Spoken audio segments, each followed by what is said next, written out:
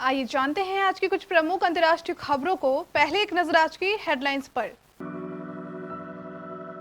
बिहार में जमीन को लेकर आमने सामने हुए नीतीश लालू, मुख्यमंत्री के दो टूक आसमान से लाए क्या। टीएमसी ने ली चैन की सांस, ममता की सीट भवानीपुर में 30 सितंबर को उपचुनाव। शिमला बस बाइक की भीषण टक्कर, युवक की मौत, एक गंभीर रूप से घायल। हिमाचल कैबिनेट ने लिया फैसला, बंद रहेंगे स्कूल, ऑनलाइन होगी परीक्षाएं। खतरा बढ़ा, अफगानिस्तान में महिला जजों की जान के दुश्मन बने तालिबान, वकील भी निशाने पर। पीएम मोदी इसी महीने जा सकते हैं अमेरिका, बाइडेन से होगी मुलाकात, एजेंडे में है चीन और अफगानिस्तान। वैक्सीनेशन में मुंबई अव्वल, मुंबई 1 करोड़ से ज्यादा लोगों का टीकाकरण करने वाला देश का पहला जिला बना, करीब 28 लाख लोगों को लगा दूसरा डोज। तालिबान शासन में महिलाएं पहनेगी हिजाब, कहा हमारी संस्कृति में दखल ना दे यूएस, हम नहीं बदलेंगे विचार।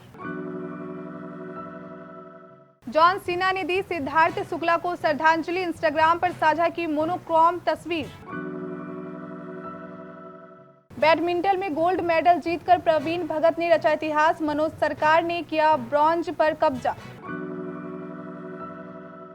राष्ट्रीय जनता दल ने पटना में कार्यालय के लिए अतिरिक्त जमीन की मांग की है। इसको लेकर नीतीश कुमार ने शुक्रवार को साफ कर दिया है कि राजद ने जिस स्थान पर भूमि की मांग की थी वो उन्हें दे दी गई है। पटना में पत्रकारों के सवाल का जवाब देते हुए मुख्यमंत्री ने कहा कि अब क्या आसमान से जमीन खरीद कर लाए। बता दें कि राजद नेता ने ऑफिस के लिए अतिरिक्त जमीन की मांग करते हुए तर्क दिया था कि आरजेडी बिहार का सबसे बड़ा दल है और हमारा कार्यालय छोटा है, ऐसे में कार्यालय के पास खाली 14,000 वर्ग फीट जमीन राजद को आवंटित कर दी जाए। राज्य सरकार पहले भी उनकी मांग को खारिज कर चुकी है। शुक्रवार को फिर नीतीश कुमार ने दो टूक लहजे में जमीन न देने की बात कह दी है। नीतीश कुमार ने कहा कि राजद क्या बोलता है ये वही जाने। उन्होंने कहा कि 2006 के बाद राजनीतिक दलों के लिए बाकायदा इंतजाम किया गया था। राजद ने जिस स्थान पर भूमि मांगी थी वह हमारी सरकार ने ही दी है, अब क्या आसमान से लाए जमीन। नीतीश ने पत्रकारों से कहा कि अगर इस तरह की बात कोई करे तो उसी से पूछ लिया कीजिए। पश्चिम बंगाल में बहुप्रतीक्षित उपचुनाव को लेकर तारीखों का ऐलान हो गया है। चुनाव आयोग के संज्ञान के साथ ही ममता बनर्जी की बड़ी टेंशन खत्म हो गई है। भारतीय निर्वाचन आयोग ने पश्चिम बंगाल की 3 और उड़ीसा की 1 सीट के लिए उपचुनाव की तारीखों का ऐलान कर दिया है। इसके मुताबिक भवानीपुर विधानसभा सीट पर 30 सितंबर को उपचुनाव होंगे और वोटों की गिनती 3 अक्टूबर को होगी। बंगाल का भवानीपुर विधानसभा वही सीट है जहां से ममता बनर्जी उपचुनाव लड़ेगी।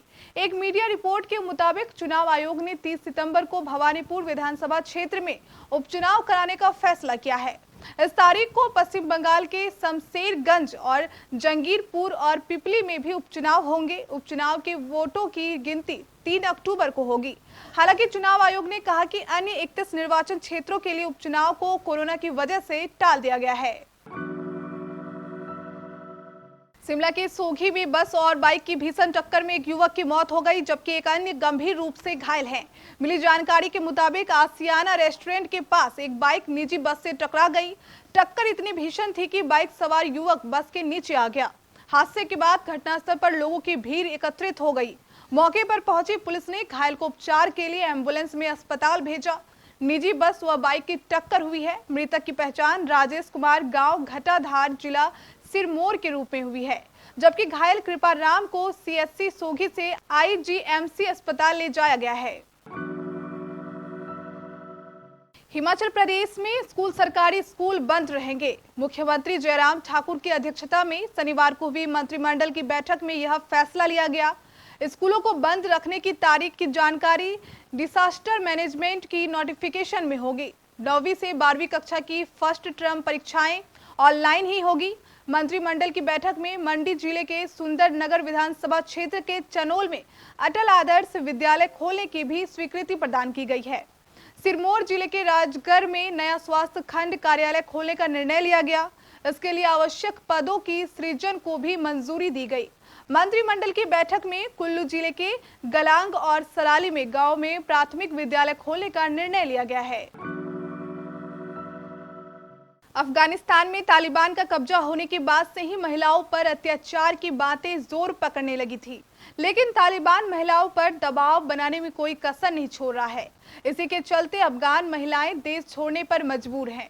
इनमें महिला जज भी शामिल हैं, जिन्होंने कभी तालिबानियों को सजा सुनाई थी और तालिबान के चलते खतरे में जी रही हैं और अपनी जान बचाने के लिए देश छोड़कर भाग रही हैं।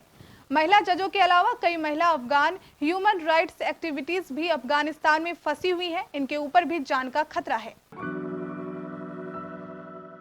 प्रधानमंत्री नरेंद्र मोदी के इस महीने यानी सितंबर के आखिरी सप्ताह में अमेरिका दौरे पर जाने की उम्मीद है। सरकार के टॉप सूत्रों की माने तो प्रधानमंत्री सितंबर के आखिरी सप्ताह में वाशिंगटन डीसी और न्यूयॉर्क का दौरा कर सकते हैं।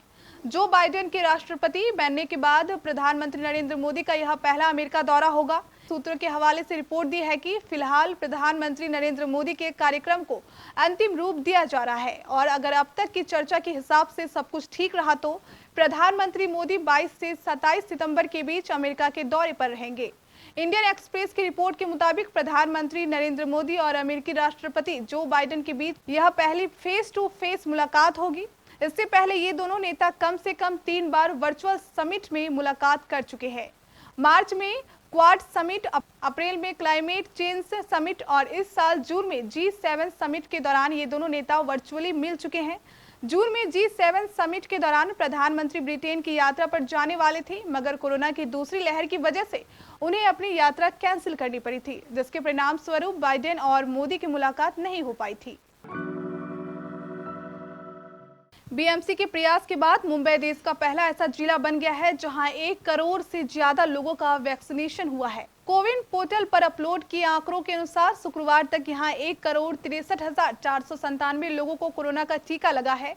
इसमें से 72,75,134 ऐसे लोग हैं जिन्हें पहली डोज और 27,88,363 ऐसे हैं जिन्हें दोनों डोज लग चुके हैं। बीएमसी के मुताबिक अभियान की शुरुआत के बाद 27 अगस्त को सबसे ज्यादा 1,77,017 लोगों का टीकाकरण हुआ। जिले में 507 जगहों पर टीकाकरण अभियान चलाया जा रहा है। इनमें से 325 सरकारी केंद्र हैं, जबकि 182 केंद्र प्राइवेट अस्पतालों द्वारा चलाए जा रहे हैं। कोविन पोर्टल के अनुसार मुंबई में 21 अगस्त को 1,63,775 लोगों को वैक्सीन लगाई गई है। इसके बाद 23 अगस्त को 1,53,881 लोगों का टीकाकरण हुआ था। अफगानिस्तान में तालिबान की सरकार गठन के पूर्व तालिबानी प्रवक्ता सुहेल शाहीन ने अपनी सभ्यता और संस्कृति को लेकर अमेरिका को चेतावनी दी है। उन्होंने महिलाओं के हिजाब पहनने को लेकर पश्चिम के नजरिए पर कड़ा विरोध जताया है। तालिबान प्रवक्ता ने कहा कि हमारी संस्कृति में अमेरिका और पश्चिमी देश दखल नहीं दे। तालिबान के इस बयान के बाद अफगानिस्तान में महिलाओं के अधिकारों को लेकर अंतर्राष्ट्रीय समुदाय की चिंताएं बढ़ गई हैं। तालिबान प्रवक्ता ने सफाई देते हुए कहा कि महिलाओं के अधिकारों और उनकी सुरक्षा को लेकर दुनिया की चिंता इसलिए है क्योंकि पूर्व के शासन की यादें लोगों की जहन में शेष है। 2 सितंबर को सिद्धार्थ शुक्ला के निधन की हैरान करने वाली खबरें सामने आई। सिद्धार्थ का बीते दिन शुक्रवार को अंतिम संस्कार किया गया।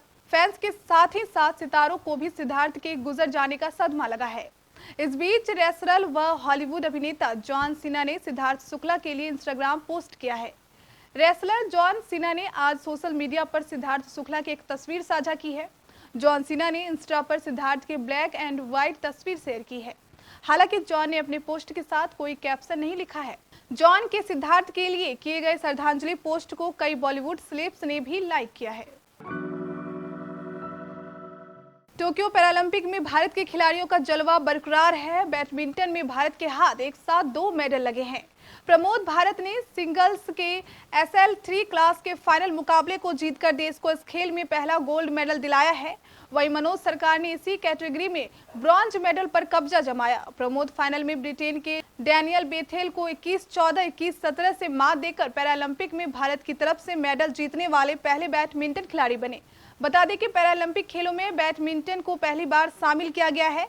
इससे पहले मनीष नरवाल और सिंह राज ने शूटिंग के P4 मिक्सड 50 मीटर पिस्टल स्पर्धा में क्रमशः गोल्ड और सिल्वर मेडल को अपने नाम किया। पैरालंपिक 2020 में यह भारत की कुल मेडलों की संख्या अब 17 हो गई है।